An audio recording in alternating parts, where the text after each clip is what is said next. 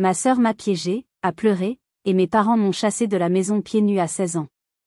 J'ai été accusée d'un vol que je n'avais pas commis, bannie dans la nuit glaciale de Strasbourg avec pour seule possession un sac poubelle. Des semaines plus tard, alors que je survivais dans la rue, elle s'est vantée de son acte cruel, sans savoir une seule chose, ma grand-mère, la femme que tout le monde croyait trop vieille pour comprendre, écoutait en secret. Ceci est mon histoire, celle d'une trahison familiale et d'une vérité qui a refusé d'être enterrée. Avant de plonger dans les détails de cette nuit qui a tout changé, je serais curieuse de savoir d'où vous m'écoutez. Dites-moi dans les commentaires de quelle ville ou de quel pays vous regardez cette vidéo, et quelle heure il est chez vous. C'est incroyable de penser que mon histoire peut voyager si loin. Maintenant, revenons à ce soir d'hiver où tout a basculé. Le silence de ma chambre était mon sanctuaire. Un silence peuplé seulement par le crissement de mon crayon sur le papier. Je terminais une esquisse du quai des Bateliers, essayant de capturer la façon dont les lumières de la ville dansaient sur l'eau sombre de l'île. C'était un soir d'hiver ordinaire, le genre de soir où le monde extérieur semble s'effacer, ne laissant que l'art et la tranquillité. Mais la tranquillité est une chose fragile. La porte de ma chambre a volé en éclats contre le mur, le bruit d'une violence inouïe qui a fait sursauter mon cœur dans ma poitrine. Mon père, Martial, se tenait sur le seuil, le visage congestionné par une rage que je ne lui connaissais pas. Ses larges épaules bloquaient la lumière du couloir, le transformant en une silhouette menaçante. Derrière lui, ma mère, Adélaïde, se tenait crispée, et blottie contre elle, ma petite sœur Isolde, le visage inondé de larmes. De fausses larmes. Je le savais. Papa, maman, je l'ai vu, sanglota Isolde, sa voix parfaitement calibrée pour sonner brisée et innocente. Elle a levé un doigt tremblant dans ma direction. Et Lara, elle a pris l'argent. La liasse d'euros que vous gardiez dans le tiroir du bureau, pour nos vacances. Le monde s'est arrêté. Le crayon m'est tombé des doigts. J'ai regardé ma sœur, puis mes parents. Le vol était le péché capital dans notre maison, une transgression impardonnable aux yeux de mon père, un homme obsédé par le contrôle et l'intégrité financière. Quoi? Ma voix n'était qu'un murmure étranglé. Isolde, de quoi tu parles? Je n'ai rien. Mais Martial ne m'écoutait pas. Il a traversé la pièce en 3 grandes enjambées, ses yeux balayant ma chambre avec dégoût, comme s'il cherchait la preuve de ma corruption. Il a attrapé mon oreiller, l'a jeté au sol. Il a plongé sa main entre le matelas et le sommier, et quand il l'a retiré, il tenait une liasse de billets. Des billets en euros.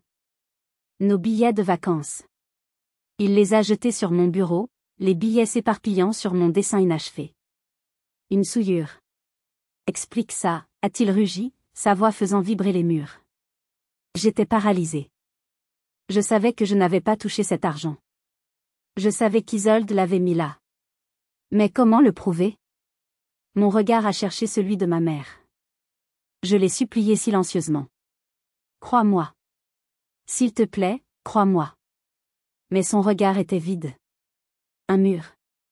Ce n'était pas la colère de mon père qui me faisait le plus mal, ni même les larmes de crocodile d'Isolde. C'était le regard vide de ma mère. Un regard qui disait, je ne me battrai pas pour toi. Ce n'est pas moi, ai-je bégayé, les larmes montant enfin. Je le jure. Je n'ai jamais. Assez, a tonné mon père. J'en ai assez de tes mensonges, de ton attitude, de ce temps que tu perds avec tes dessins inutiles au lieu d'apprendre à être une personne respectable. Il a attrapé un grand sac poubelle noir dans le coin de ma chambre, celui que j'utilisais pour mes chutes de papier. Il a ouvert mon armoire et y a fourré brutalement une poignée de vêtements, un jean usé, quelques t-shirts, une veste fine. Il me l'a jeté à la poitrine. La violence du geste m'a fait reculer. Dehors, a-t-il crié, le mot résonnant dans le silence soudain de la pièce. Cette maison n'abrite pas de voleuses. Va-t'en. Je ne pouvais plus respirer. J'étais une étrangère dans ma propre chambre, une criminelle jugée et condamnée sans procès. Il n'y avait rien à dire. Aucune défense possible face à une certitude aussi aveugle. Je n'avais rien, sauf les vêtements que je portais et une vérité que personne ne voulait entendre. Dans le froid glacial de la rue, le souvenir de leur haine était la seule chose qui me tenait chaud. Cette explosion de violence n'était pas née ce soir-là. Ses racines étaient profondes, nourries année après année par une injustice silencieuse et dévorante. Depuis notre plus jeune âge, Isolde et moi étions deux planètes sur des orbites différentes. Elle était le soleil, brillante, admirée, celle qui réchauffait le cœur de nos parents. J'étais la lune, silencieuse, distante, ne reflétant qu'une lumière froide qui semblait les mettre mal à l'aise. Isolde était jolie, populaire, avec un rire cristallin qui pouvait charmer n'importe qui. Mon père, Martial, voyait en elle la réussite sociale qu'il avait toujours convoitée. Lui, issu d'un milieu modeste, était obsédé par l'image, par ce que les voisins et la communauté de l'église pensaient de nous. Isolde était son trophée. Moi, avec mon amour pour la solitude, mes carnets de croquis et mes vêtements sombres, j'étais une anomalie, une énigme qu'il ne cherchait pas à résoudre. J'étais sa déception. Je me souviens d'un après-midi, j'avais à peine 10 ans. Isolde, en courant dans le salon, avait fait tomber un vase en porcelaine, un héritage de notre arrière-grand-mère. Les éclats avaient jonché le tapis. Quand ma mère était entrée, elle avait simplement soupiré, pris Isolde dans ses bras en disant « Ce n'est rien, ma chérie, les accidents arrivent ». Une semaine plus tard, j'avais renversé un verre d'eau sur la nappe. Mon père m'avait infligé une punition d'1 semaine, répétant sans cesse que j'étais irresponsable et négligente. Cette dynamique n'a fait que s'amplifier avec le temps. L'année dernière, j'avais passé des mois à travailler sur une peinture pour le concours d'art régional. C'était un portrait de ma grand-mère, Geneviève, la seule personne qui regardait mes dessins avec une véritable lueur d'intérêt dans les yeux. La veille de la date limite, j'avais laissé la toile sécher dans le salon. Le lendemain matin, je l'ai retrouvée avec une énorme tache d'encre de Chine noire en plein milieu. Isolde, bien sûr, a juré qu'elle avait trébuché accidentellement. Mes parents l'ont cru. J'ai passé la nuit entière à pleurer, non pas de tristesse, mais de rage. Puis, j'ai pris mes pinceaux. J'ai travaillé sans relâche, transformant la tache noire en une ombre profonde, un abîme derrière le sourire bienveillant de ma grand-mère. Mon tableau a remporté le premier prix. Quand je suis rentrée avec le trophée, mon père a à peine levé les yeux de son journal. « Tu as eu de la chance », a-t-il marmonné. Isolde, elle, m'a regardé avec un venin pur dans les yeux. Elle n'était pas seulement jalouse de mon talent. Elle était terrifiée par lui. Parce que c'était la seule chose dans cette maison qui était vraiment à moi, une chose que ni elle ni mes parents ne pouvaient contrôler ou comprendre. Mon art était mon territoire, ma voix silencieuse. Et elle voulait la détruire. Notre grand-mère, Geneviève, vivait à l'autre bout de la ville. Elle venait rarement, sentant peut-être la tension palpable dans notre maison. Mais à chaque visite, elle se glissait dans ma chambre, regardait mes derniers dessins et disait toujours la même chose, « Ne laisse jamais personne te dire que ce que tu fais n'a pas d'importance, et Lara. » Jamais. C'était elle qui m'avait offert mes premiers vrais fusains, mes premières toiles. Mes parents, eux, considéraient mon art comme une perte de temps et d'argent. Pour mon 16e anniversaire, Isolde a reçu le dernier smartphone. J'ai reçu un livre sur la gestion de budget. Cette nuit-là, en réparant ma peinture, j'ai vu la vraie nature d'Isolde. Mais j'étais trop naïve pour comprendre qu'elle ne s'arrêterait pas à une simple tache d'encre. Mon père m'a attrapé par le bras, sa poigne de fer me faisant mal. Il m'a traîné hors de ma chambre, ce petit espace qui avait été mon seul refuge. Mes pieds nus glissaient sur le parquet froid. J'ai tourné la tête, cherchant une dernière fois le regard de ma mère. Elle se tenait là, immobile, une statue de chagrin et de lâcheté. Elle a détourné les yeux. C'est à ce moment-là que mon cœur s'est vraiment brisé. Pas quand mon père a crié, pas quand Isolde a menti, mais quand ma propre mère a choisi de ne pas me voir. Il m'a poussé dans le couloir, puis vers l'escalier. Chaque marche était une descente de plus dans un abîme de désespoir. J'ai essayé de me débattre, mais c'était inutile. Sa force était alimentée par des années de frustration et de déception refoulées. J'étais le clou qui dépassait, et ce soir, il avait décidé de m'enfoncer une bonne fois pour toutes. Arrivé devant la porte d'entrée, il l'a ouverte. Un courant d'air glacial s'est engouffré, me mordant la peau. Dehors, la nuit de Strasbourg était noire et impitoyable. Les lumières des maisons voisines ressemblaient à des étoiles lointaines, des mondes inaccessibles de chaleur et de sécurité. Il m'a jeté dehors. Le mot n'est pas trop fort. Il m'a littéralement poussé avec une telle force que j'ai trébuché et suis tombé à genoux sur les pavés humides et glacés. Le sac poubelle a atterri à côté de moi avec un bruit sourd. Mes pieds nus. La douleur du froid était immédiate, aiguë. Une agonie qui remontait le long de mes jambes, se propageant dans tout mon corps. Je tremblais, non seulement de froid, mais aussi de choc. J'ai levé les yeux vers lui, une dernière fois. Il se tenait sur le seuil, sa grande silhouette encadrée par la lumière chaude de la maison.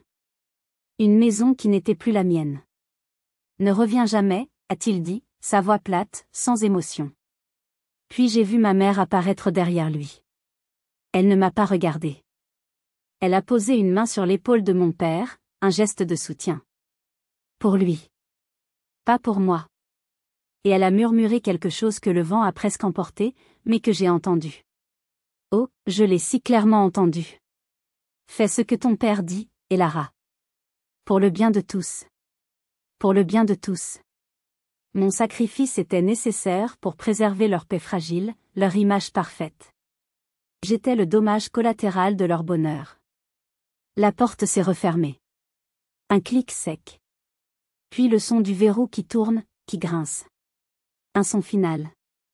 Un son qui a scellé mon sort, qui m'a enfermé dehors et eux, à l'intérieur.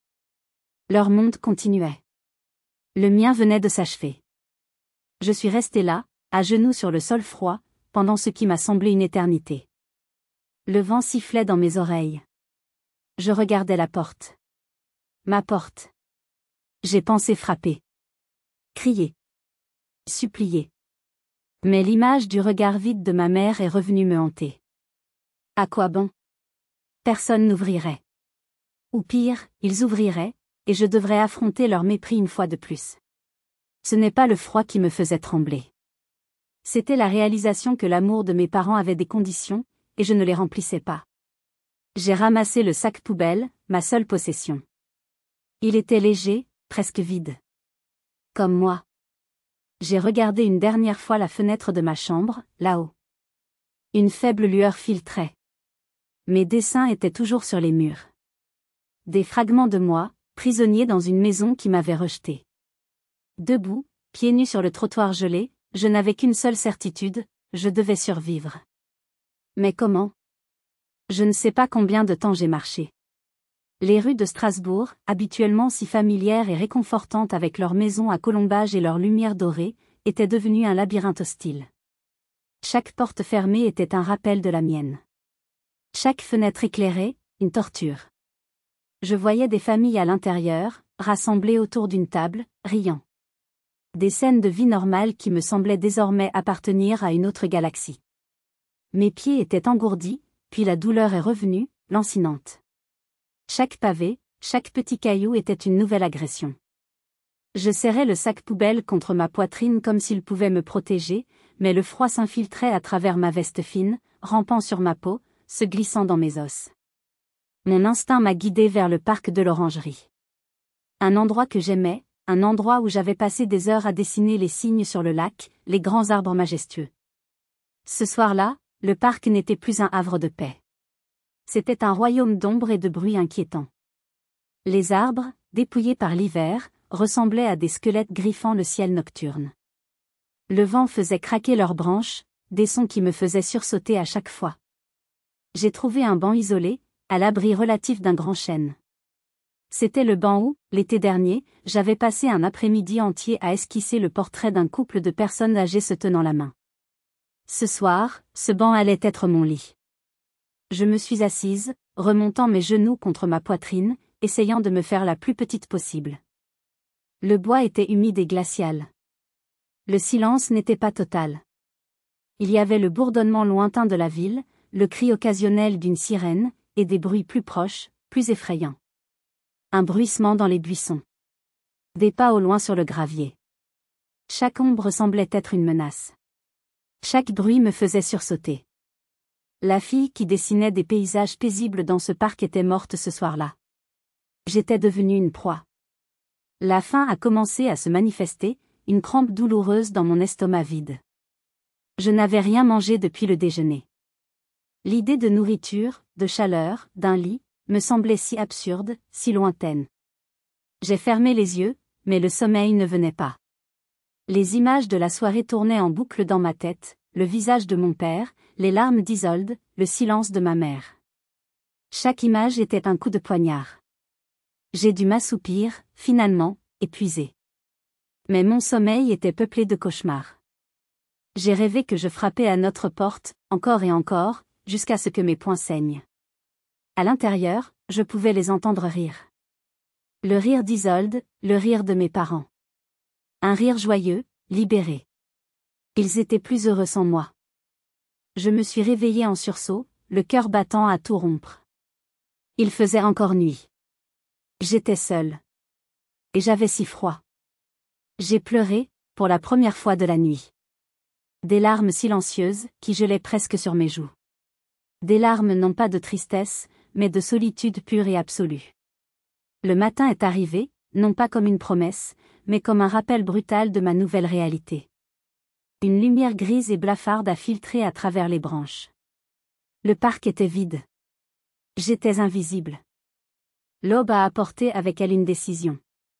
Je ne pouvais pas rester là. Je devais trouver de l'aide. Il n'y avait qu'un seul nom dans mon esprit, Apolline. Ma meilleure amie. Nous étions amis depuis la maternelle. Sa maison était à seulement quelques rues de la mienne. De l'endroit qui avait été ma maison. Traînant mes pieds endoloris et gelés, j'ai quitté le parc. Chaque pas était une épreuve.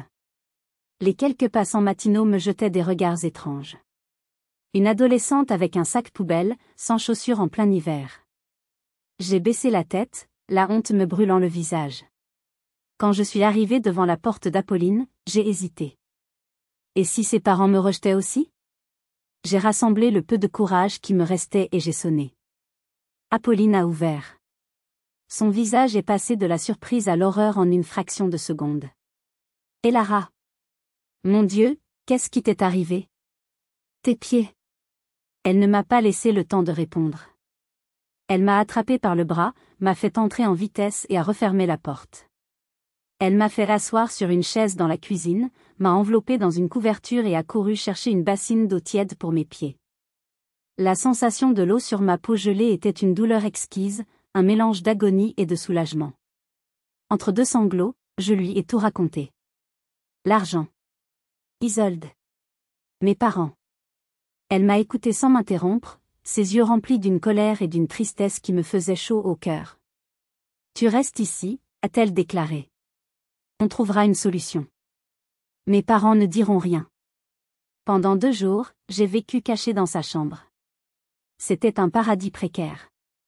Un lit chaud, de la nourriture qu'elle me montait en secret, et surtout, la présence de quelqu'un qui me croyait. Nous parlions à voix basse la nuit, élaborant des plans improbables. Je me sentais presque en sécurité. Le 3e jour, sa mère est entrée dans la chambre sans frapper. Elle nous a vus, assises sur le lit. Son visage s'est figé. Apolline a tout expliqué, la suppliant de me laisser rester. Madame Dubois, sa mère, était une femme gentille. J'ai vu la pitié dans ses yeux. Elle a soupiré et a dit, d'accord. Juste quelques jours, le temps de trouver une solution. J'étais submergée de gratitude. Mais le soir même, alors que j'étais seule dans la chambre, j'ai entendu des voix étouffées venant du salon. C'était Madame Dubois, au téléphone. Sa voix était tendue. Je ne sais pas quoi faire. Non, bien sûr que je ne la crois pas capable de ça. Mais Martial et Adélaïde sont des gens si respectables. Il doit y avoir une autre version de l'histoire. Mon cœur s'est glacé. Même elle, elle doutait. Le lendemain matin, le coup de grâce est arrivé. Madame Dubois a frappé à la porte. Elle tenait son téléphone, le visage pâle. Et Lara, j'ai reçu un message. Un message anonyme. Elle m'a montré l'écran. C'était écrit noir sur blanc, faites attention à Elara Martin. C'est une voleuse et une menteuse. Sa famille la cherche.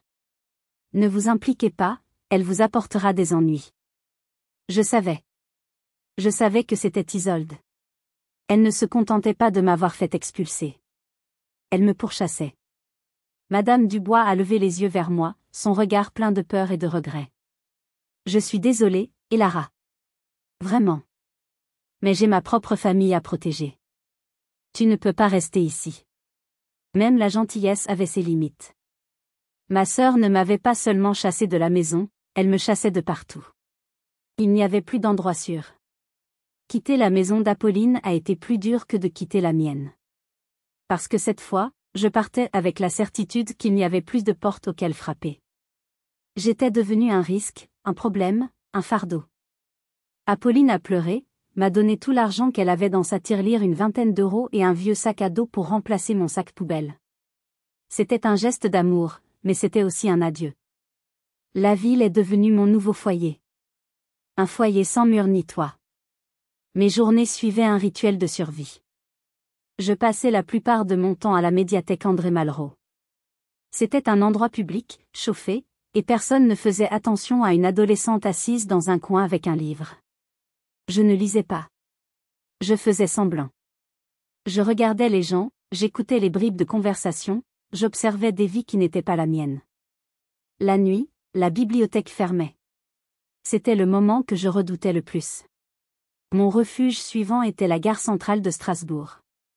C'était un lieu de passage constant, un purgatoire bruyant et impersonnel.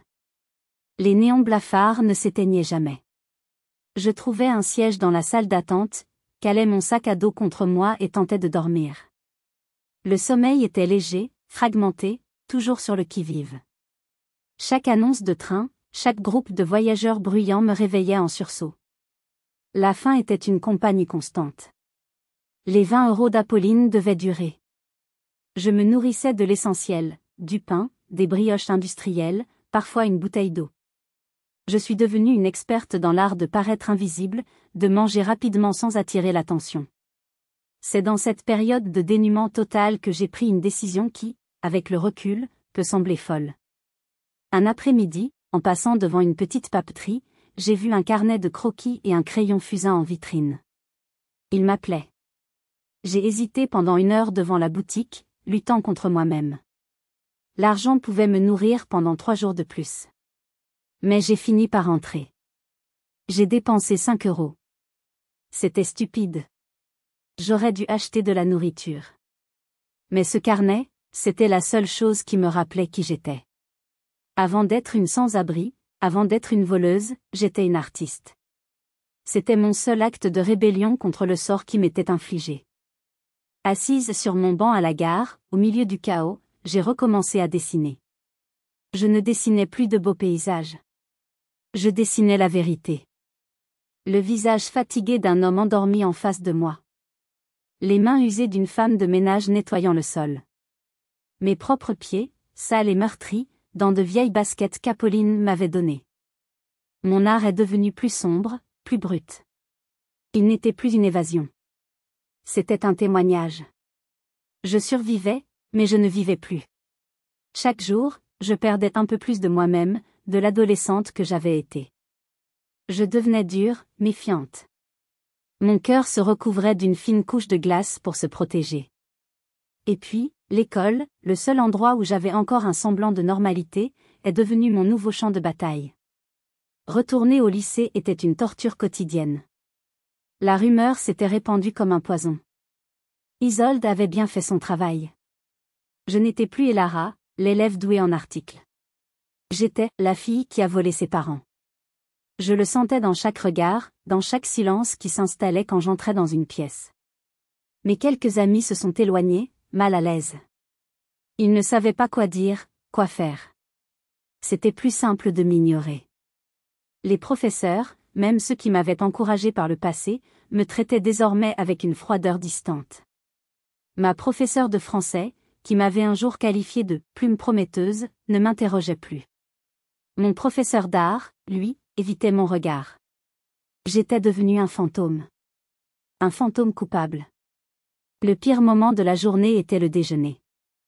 La cantine, avec son brouhaha et sa foule, était une arène. Je n'avais pas d'argent pour un repas chaud. Je m'asseyais seule à une table dans un coin, avec le morceau de pain que j'avais gardé du matin. Je mangeais lentement, les yeux fixés sur mon carnet de croquis, essayant de me rendre invisible. Mais l'invisibilité est impossible quand on est la cible. Un jour, un groupe d'élèves s'est approché de ma table.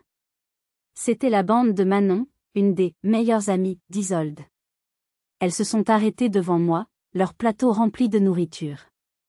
Manon m'a regardé avec un sourire cruel.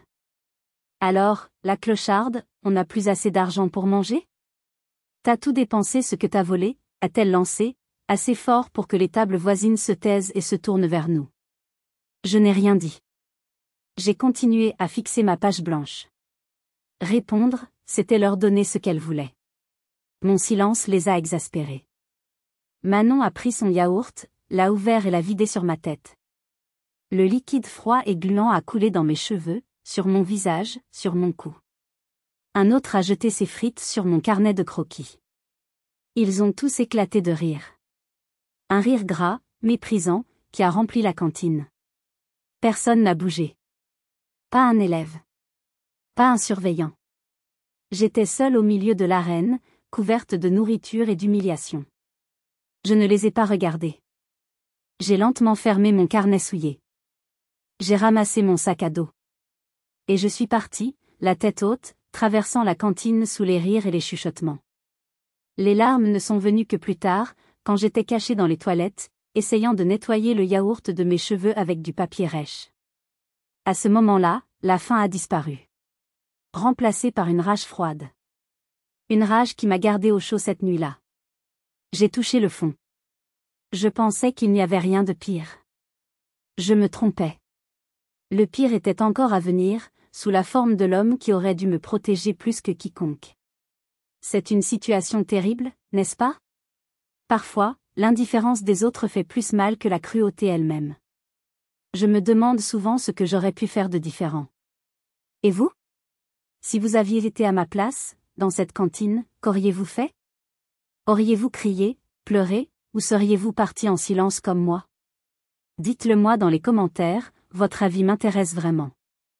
Loin de mon enfer quotidien, dans sa petite maison de la Roberceau, ma grand-mère, Geneviève, sentait que quelque chose n'allait pas. Je ne l'avais pas appelée depuis la nuit de mon expulsion. Pour une adolescente qui l'appelait au moins une fois par semaine pour lui parler de ses dessins, ce silence était assourdissant. Elle a appelé chez moi. C'est ma mère qui a répondu, sa voix faussement enjouée. Oh, et Lara va très bien. Elle est partie pour une semaine en classe verte dans les Vosges. Pas de téléphone autorisé, tu sais comment sont les professeurs aujourd'hui. Geneviève connaissait ma mère. Elle connaissait cette voix, celle qu'Adélaïde utilisait quand elle mentait. De plus, une classe verte en plein hiver ? C'était absurde. Mais elle n'a rien dit. Elle a joué le jeu, quelle bonne nouvelle. Elle doit s'amuser. Dis-lui de m'appeler dès son retour. Après avoir raccroché, son inquiétude s'est transformée en suspicion. Geneviève n'était pas une femme que l'on pouvait tromper facilement. Elle avait vécu la guerre, élevé 3 enfants et enterré un mari. Elle avait appris à lire entre les lignes, à déceler la vérité dans le non-dit. Et le silence de ma mère était lourd de secrets. Elle a repensé à ses dernières visites. Elle avait vu la dynamique toxique de notre famille. Elle avait vu comment Martial idolâtrait Isolde et ignorait mes réussites. Elle avait vu comment Adélaïde, ma mère, s'effaçait devant son mari, abdiquant son rôle de mère pour devenir une simple exécutante de ses volontés. Geneviève avait essayé de parler à sa fille plusieurs fois, mais Adélaïde se fermait, répétant toujours la même phrase, « Martial sait ce qui est le mieux pour nous. » Je connaissais ma fille, se dit Geneviève. Et je connaissais l'homme qu'elle avait épousé. Le silence dans cette maison était plus assourdissant que n'importe quel cri. Elle se souvenait d'une conversation qu'elle avait eue avec moi quelques mois plus tôt. Je lui avais parlé du concours de peinture, de la tache d'encre. Je n'avais pas accusé Isolde directement, mais Geneviève avait compris. Elle avait vu la jalousie maladive d'Isolde grandir depuis des années. La décision a été prise. Elle ne pouvait pas rester les bras croisés. Elle a organisé un dîner de famille chez elle le samedi suivant, sous prétexte de fêter l'anniversaire de son défunt mari. C'était un prétexte que personne ne pouvait refuser. Elle a insisté pour que tout le monde vienne. Quand ma mère lui a répété que je serais encore en « classe verte », Geneviève a simplement répondu, « Dommage, nous penserons bien à elle. » Le soir du dîner, elle a observé. Elle a vu Isolde parader dans une nouvelle robe, se délectant de l'attention de ses parents. Elle a vu Adélaïde, nerveuse, sursautant à chaque fois que le téléphone sonnait. Elle a vu Martial, pontifiant sur ses succès au travail, ignorant le vide à table là où j'aurais dû être. C'était une pièce de théâtre. Une performance grotesque de la famille parfaite. Geneviève a servi le repas avec un calme olympien, mais à l'intérieur, une tempête grondait. Elle savait qu'elle était sur le point de découvrir quelque chose de terrible. Elle ne savait juste pas encore quoi. Je savais que je devais être patiente. Le mensonge, comme une mauvaise herbe, finit toujours par pousser à la lumière. Le plat principal venait d'être servi.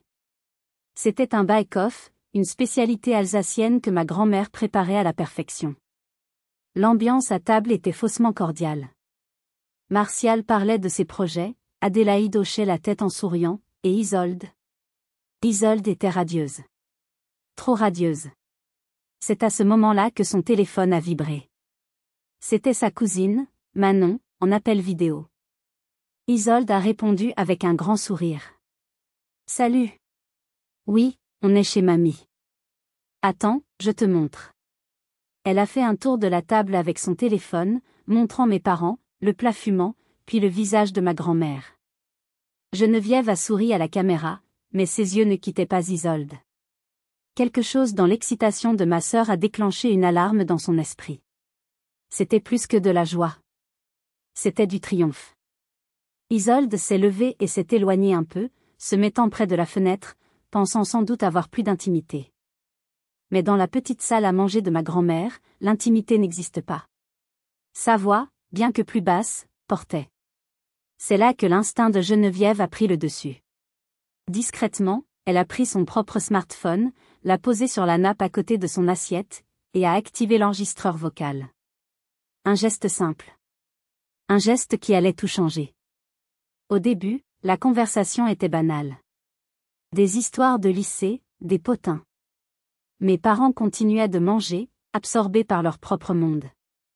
Puis, Geneviève a entendu sa cousine demander, « Alors, des nouvelles d'Elara ?» Le sourire d'Isolde s'est élargi, un sourire carnassier. « Oh, tu ne devineras jamais », a-t-elle chuchoté, jubilatoire. Je lui ai joué un tour parfait. Parfait. Geneviève a senti son sang se glacer. Elle a continué à manger lentement, chaque mouvement calculé pour ne pas attirer l'attention. La voix d'Isolde, capturée par le microphone du téléphone, a continué, claire et nette. « Tu te souviens de l'argent que papa et maman économisaient ? Je l'ai pris pendant qu'ils étaient sortis et je l'ai caché sous son matelas.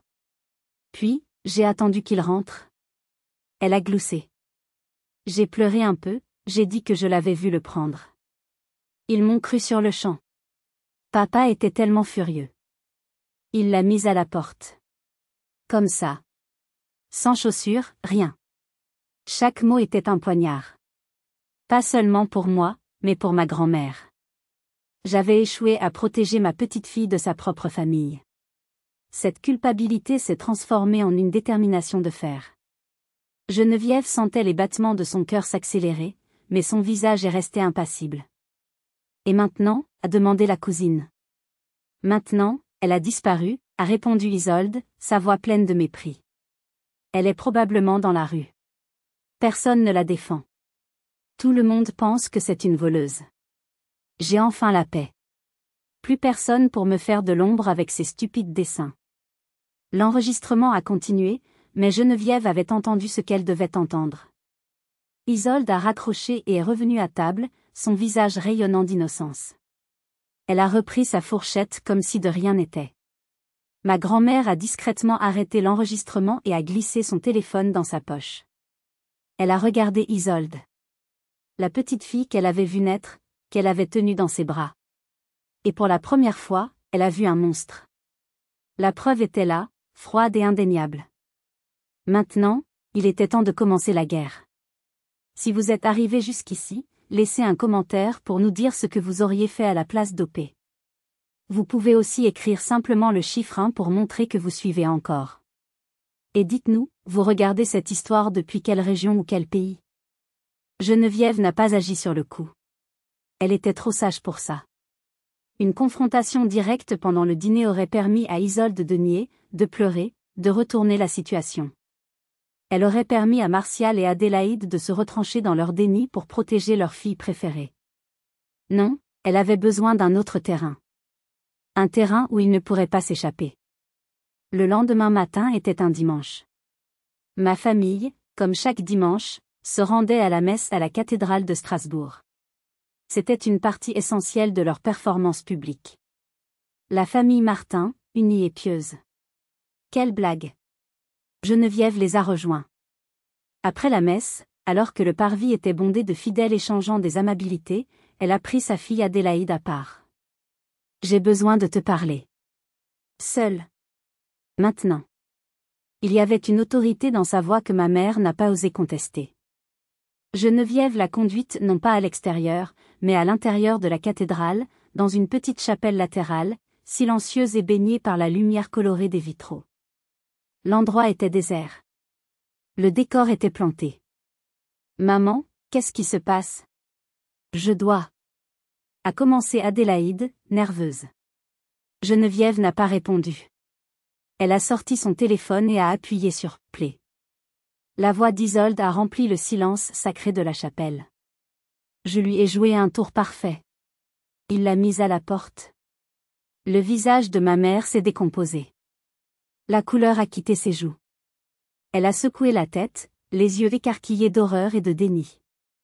Non, ce n'est pas possible. C'est un montage. Geneviève a arrêté l'enregistrement. Elle a regardé sa fille droit dans les yeux. Un montage? Adélaïde, regarde-moi. Tu connais ta fille. Tu connais Isolde. Au fond de toi, tu sais que c'est la vérité. Tu l'as toujours su. Ma mère s'est effondrée sur un banc, son sac à main en cuir tombant au sol. Les larmes qu'elle avait refusées à sa fille aînée coulaient maintenant librement pour sa cadette. Mon Dieu, qu'est-ce qu'elle a fait? Qu'est-ce que nous avons fait? Ce n'est pas une erreur, c'est un péché, a dit Geneviève, sa voix dure comme la pierre de la cathédrale. Tu as abandonné ton enfant dans le froid, tu l'as laissé être humilié, accusé, seul, pour protéger un mensonge. Pour protéger ton confort et l'image que vous donnez. Adélaïde sanglotait, incapable de répondre. Tes larmes ne ramèneront pas ces nuits dans le froid, a continué ma grand-mère. Seule la vérité le peut. Et tu vas m'aider à la rétablir. Maintenant. Appelle Martial. Dis-lui de nous rejoindre. Ici. Ma mère a hésité, terrifiée à l'idée d'affronter son mari.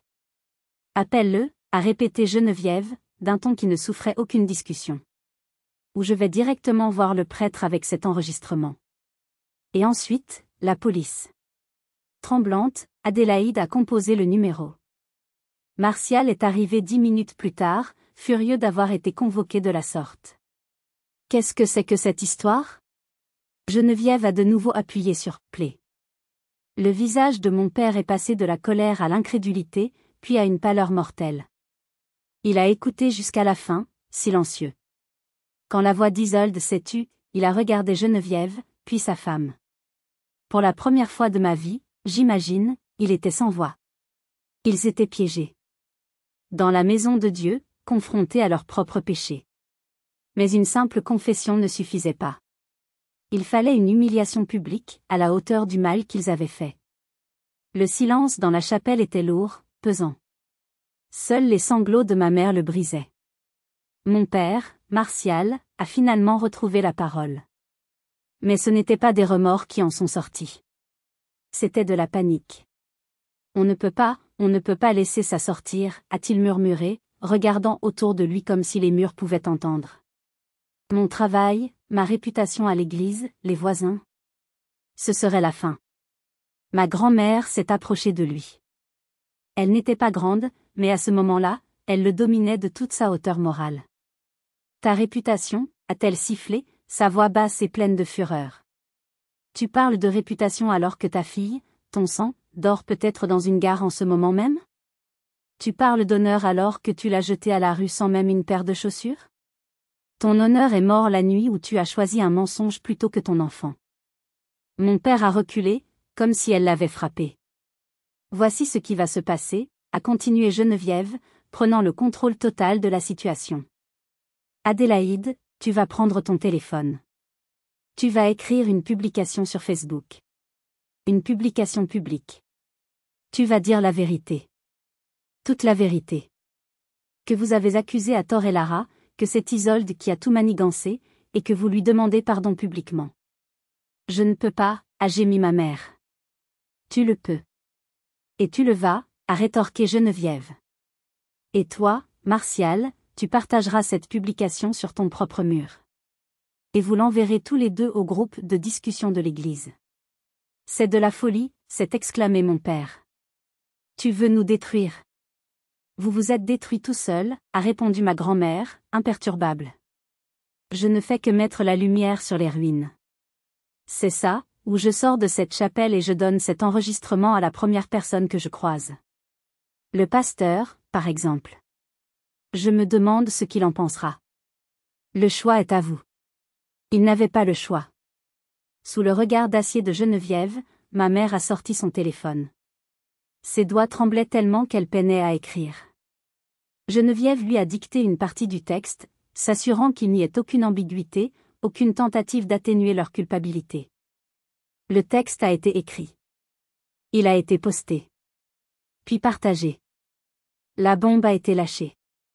En quelques minutes, ce fut l'explosion. Les notifications ont commencé à pleuvoir.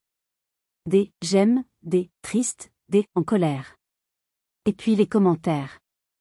Mon Dieu, Adélaïde, j'espère que c'est une mauvaise blague. Pauvre Lara. Mais où est-elle maintenant? Vous l'avez retrouvée? Martial, toi qui nous donnes des leçons sur la discipline familiale chaque mois au groupe des hommes, quel hypocrite. Je suis sans voix. Mettre sa propre fille de 16 ans à la rue en hiver? C'est inhumain. J'appelle les services sociaux. Le téléphone de mon père a commencé à vibrer sans interruption. Des appels de ses collègues, de ses amis, des anciens de l'église.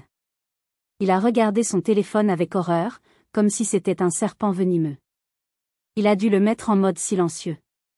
Sa façade, si soigneusement construite pendant des années, venait de se briser en 1000 morceaux, publiquement. Geneviève a regardé le chaos se déchaîner, puis elle a dit une dernière chose, maintenant, vous allez envoyer un email officiel au directeur du lycée, expliquant tout. Vous allez laver le nom de ma petite fille. Et ensuite, nous irons la chercher. Leur monde s'effondrait. Mais pendant ce temps, dans un coin sombre de la gare, je ne savais rien de tout cela. Je venais de finir de dessiner le visage d'un voyageur endormi et je me demandais juste comment j'allais survivre une nuit de plus. 2 jours. Il a fallu 2 jours à ma grand-mère pour me trouver. 2 jours pendant lesquels la tempête faisait rage sur les réseaux sociaux, détruisant la vie de mes parents. 2 jours pendant lesquels je continuais ma routine de survie, ignorant tout du drame qui se jouait en mon nom. Elle m'a trouvé à la médiathèque André Malraux. J'étais assise à ma place habituelle, dans un coin reculé de la section histoire, mon carnet de croquis sur les genoux. J'étais en train de dessiner mes propres mains, sales et fines, agrippées à un crayon. Et Lara. Cette voix. Douce, familière, mais pleine d'une force tranquille. J'ai levé la tête. Elle était là. Ma grand-mère, Geneviève, dans son long manteau gris, son foulard coloré autour du cou. Ses yeux, vifs et intelligents, étaient remplis d'une tristesse infinie. Je n'ai pas pu dire un mot. J'ai simplement laissé tomber mon carnet. Les larmes que j'avais retenues pendant des semaines ont jailli, un torrent incontrôlable. Je me suis levée et je me suis jetée dans ses bras. Elle était petite, frêle, mais son étreinte était la chose la plus solide que j'avais sentie depuis une éternité. Elle sentait la lavande et la force. Je sais tout, ma chérie, a-t-elle murmuré dans mes cheveux. Je sais tout. C'est fini maintenant. Rentrons à la maison. La vraie maison. Sa maison est devenue mon refuge. Elle m'a préparé un bain chaud, m'a donné des vêtements propres, m'a fait un repas simple mais délicieux. J'ai mangé en silence, pleurant parfois. Elle ne m'a posé aucune question. Elle m'a simplement laissé être. Cette nuit-là, J'ai dormi dans un vrai lit pour la première fois depuis des semaines. J'ai dormi 12 heures d'affilée, un sommeil profond, sans rêve. Quelques jours plus tard, elle a organisé la confrontation. Dans son petit salon. Mes parents et Isolde étaient là. Ils n'avaient pas osé refuser. Mon père avait le visage gris, les épaules affaissées. Ma mère avait les yeux rouges et gonflés. Isolde fixait le sol, son arrogance habituelle disparue, remplacée par une peur sourde. J'étais assise dans un fauteuil, ma grand-mère à mes côtés. Elle m'a pris la main. Sa chaleur m'a donné du courage. Je ne suis pas là pour écouter plus de mensonges ou d'excuses, ai-je commencé, ma voix étonnamment stable, presque froide. Je suis là pour vous dire comment les choses vont se passer à partir de maintenant. Mon père a ouvert la bouche pour protester, par réflexe. Je l'ai regardé droit dans les yeux et j'ai levé une main. J'ai fini de vous écouter. Maintenant, c'est vous qui écoutez. Il s'est tu, choqué par mon audace. Premièrement, ai-je continué, l'email au lycée ne suffit pas. Lundi, vous prendrez tous les deux rendez-vous avec le directeur. Vous irez en personne et vous vous excuserez d'avoir laissé une telle rumeur détruire ma réputation. Je veux une déclaration lue à tous mes professeurs. J'ai tourné mon regard vers Isolde. Elle a tressailli. Deuxièmement, toi. Tu vas commencer une thérapie. Immédiatement. Ce que tu as fait n'est pas normal. C'est cruel et destructeur. Tu as besoin d'aide. Et tu vas présenter des excuses publiques à Apolline pour le message que tu as envoyé à sa mère. Enfin, j'ai regardé mes parents à nouveau. Et troisièmement, je vais vivre ici, avec mamie. Je ne sais pas si je pourrai un jour vous pardonner. Je ne sais même pas si je le veux. Mais sachez ceci, il n'y aura pas de seconde chance. Si jamais, d'une manière ou d'une autre, vous essayez de me manipuler, de me faire du mal ou de me rabaisser à nouveau, je couperai tout contact. Définitivement. Est-ce que c'est clair? Le silence était total. Ma mère a éclaté en sanglots. Mon père a baissé la tête, vaincu. J'avais tracé une ligne dans le sable. Pour la première fois de ma vie, j'avais le contrôle. Mais que fait-on avec le contrôle, quand tout ce qu'on a connu est le chaos? Les semaines qui ont suivi ont été une lente reconstruction. Vivre avec ma grand-mère était comme apprendre à respirer à nouveau. Sa maison était calme, ordonnée, remplie de livres et de lumière. Il n'y avait pas de cris, pas de jugement, juste une présence bienveillante et constante. Elle ne me maternageait pas, mais elle était là. Elle m'a acheté du nouveau matériel de dessin, m'a inscrite à un club de course à pied pour, disait-elle, faire sortir le poison, et m'a accompagnée à mon premier rendez-vous chez une thérapeute. La thérapie a été difficile. J'ai dû déterrer des années de douleur, de sentiments d'infériorité. J'ai appris que la colère que je ressentais était légitime. J'ai appris à poser des limites, à dire non. J'ai appris que je n'étais pas responsable du bonheur ou de l'image de mes parents. Au lycée, les choses ont changé. L'intervention de mes parents et de ma grand-mère a eu l'effet d'un électrochoc. Les professeurs sont venus me présenter leurs excuses. Les élèves qui m'avaient harcelé m'évitaient désormais, honteux. Apolline est redevenue mon ombre, plus protectrice que jamais. Le monde n'était pas devenu parfait, mais il était devenu juste. Je voyais mes parents de temps en temps, toujours chez ma grand-mère, un territoire neutre. Les conversations étaient maladroites, tendues. Ils essayaient. Ma mère essayait de me parler de petites choses, de me poser des questions sur mes dessins. Mon père, lui, restait souvent silencieux, ne sachant pas comment se comporter avec cette nouvelle version de moi, celle qui n'avait plus peur de lui. Isolde suivait sa thérapie. Parfois, je voyais une lueur de regret dans ses yeux. D'autres fois, je voyais encore la même jalousie amère. La guérison, pour elle comme pour moi, serait un long chemin. Mon art a changé. Il n'était plus sombre. Il était puissant. Je ne dessinais plus la douleur, je dessinais la résilience. Mon projet de fin d'année a été une série de grands portraits au fusain. Des portraits de ma grand-mère, d'Apolline, de ma thérapeute. Et un autoportrait. Un visage qui n'était plus celui d'une victime, mais celui d'une survivante. 1 an après cette nuit-là, je me tenais sur le pont Saint-Martin, regardant l'eau couler sous mes pieds. C'était l'automne. La lumière dorée caressait les façades de la petite France. J'avais mon carnet de croquis à la main. J'étais en paix. Je me suis souvenu de cette fille de 16 ans, pieds nus sur le béton froid, pensant que sa vie était terminée. Je lui aurais dit de tenir bon. Je lui aurais dit que les nuits les plus sombres précèdent les plus belles aurores. Je lui aurais dit qu'elle était plus forte qu'elle ne le pensait. Ceci est mon histoire. L'histoire d'une trahison, mais aussi d'une renaissance. Ils ont essayé de m'enterrer. Ils ne savaient pas que j'étais une graine. Si mon histoire vous a touché, n'hésitez pas à la partager pour que d'autres sachent qu'ils ne sont pas seuls dans leur combat. L'injustice familiale est une souffrance souvent silencieuse, et il est important de briser ce silence. Si vous avez vécu une situation où vous vous êtes senti trahi ou invisible, racontez votre expérience dans les commentaires. Votre voix compte. Chaque témoignage est une lumière de plus dans l'obscurité. Ne laissez jamais personne vous faire croire le contraire. Merci de m'avoir écouté, et n'oubliez pas de vous abonner pour plus d'histoires qui, je l'espère, vous donneront de la force et de l'espoir.